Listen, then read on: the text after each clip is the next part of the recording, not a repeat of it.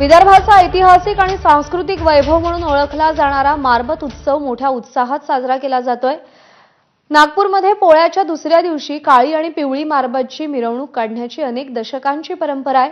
मारबत मिरवणुकीसोबत शहराची, समाजाची इडापिडा, रोगराई, अनिष्ट चालीरीती, रूढी परंपरा नाहीशा होतात अशी नागपूरकरांची श्रद्धा आहे। त्यामुळे मारबतच्या मिरवणुकीमध्ये हजारो नागपूरकर सहभागी होत आहेत आणि मारबतचं दर्शन घेत आहेत।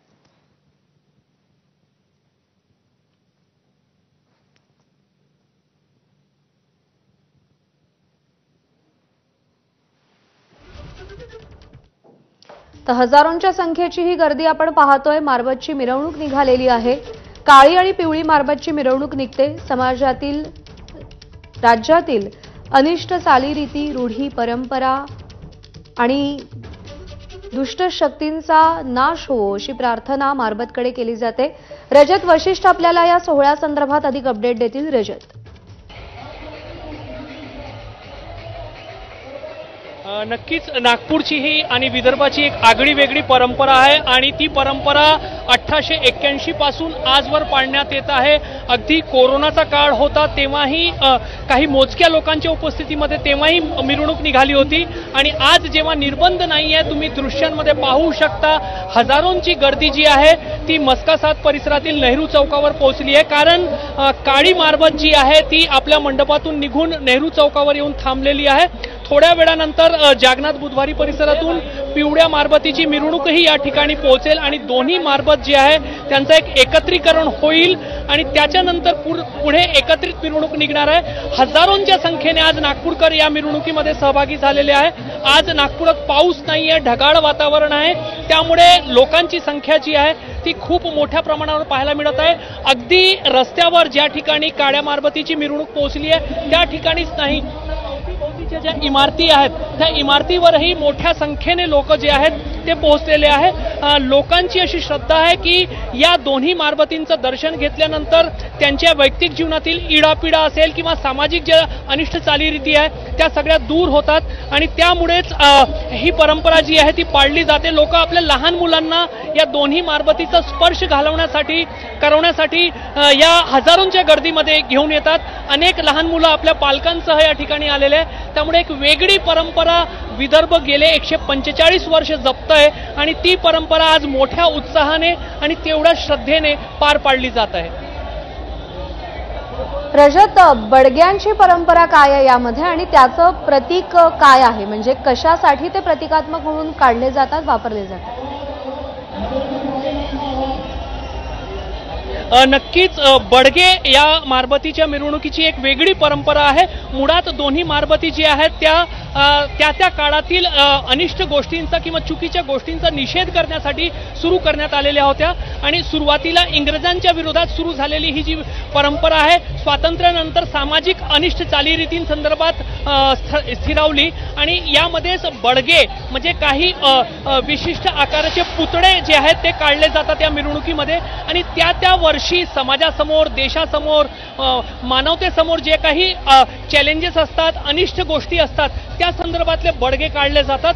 त्यामुळे बडगे कोणत्या विषयांवर काढले जाईल याची उत्सुकता सर्वांना असते। यंदा जी माहिती मिळत आहे सध्या जागतिक पातळीवर अमेरिकेने विविध देशांवर जो टॅरिफ लावलेले आहे त्याचा विषय गाजतोय आणि त्यामुळे नागपूरच्या सुजाण नागरिकांनी यंदा डोनाल्ड ट्रम्पचा एक बडगा काढला आहे अशी माहिती मिळत आहे आणि तो बडगा या मिरवणुकीमध्ये पाहायला मिळेल। याच्यासह दहशतवाद असेल, महागाई असेल, राजकीय लोकांचा भ्रष्टाचार असेल अशा गोष्टींसंदर्भातही बडगे काढले जातात आणि एका प्रकारे समाज आपल्या मनाची भावना जी आहे ती या बडग्यांच्या माध्यमातून या मिरवणुकीतून व्यक्त करतो। त्यामुळे समाजाच्या मनात काय आहे याचा एक प्रतिबिंबही या बडग्यांच्या माध्यमातून या मिरवणुकीमध्ये आपल्याला पाहायला मिळतंय। रजत, या सगळ्यामध्ये आपण पाहतोय की हजारोंच्या संख्येने नागपूरकर या यात्रेमध्ये सहभागी झालेले आहेत। प्रशासनाकडून कशा पद्धतीने या संपूर्ण मिरवणुकीचे नियोजन करण्यात आले?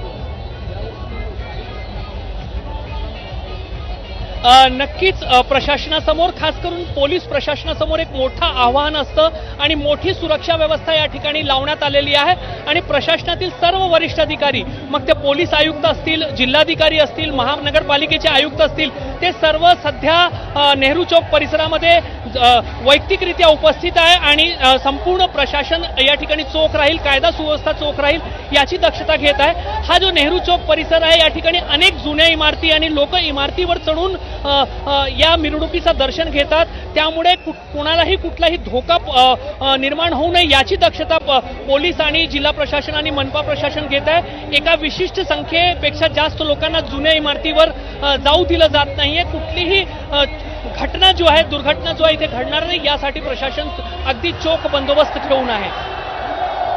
बरोबर आहे, प्रशासनाचा चोख बंदोबस्त आहे आणि सध्या आपण पाहतोय काळी मारबत पोहोचलेली आहे। रजत, या सगळ्यामध्ये इंटरेस्टिंग गोष्ट अशी की दोन रंग आहेत, म्हणजे काळी मारबत आणि पिवळी मारबत असं म्हटलं जातं। काळी आणि पिवळी अशी दोन मारबत काढण्यामागचं किंवा त्यांची मिरवणूक काढण्यामागचं नेमकं कारण काय? काळी मारबतची परंपरा 1881 पासून जपली जात आहे।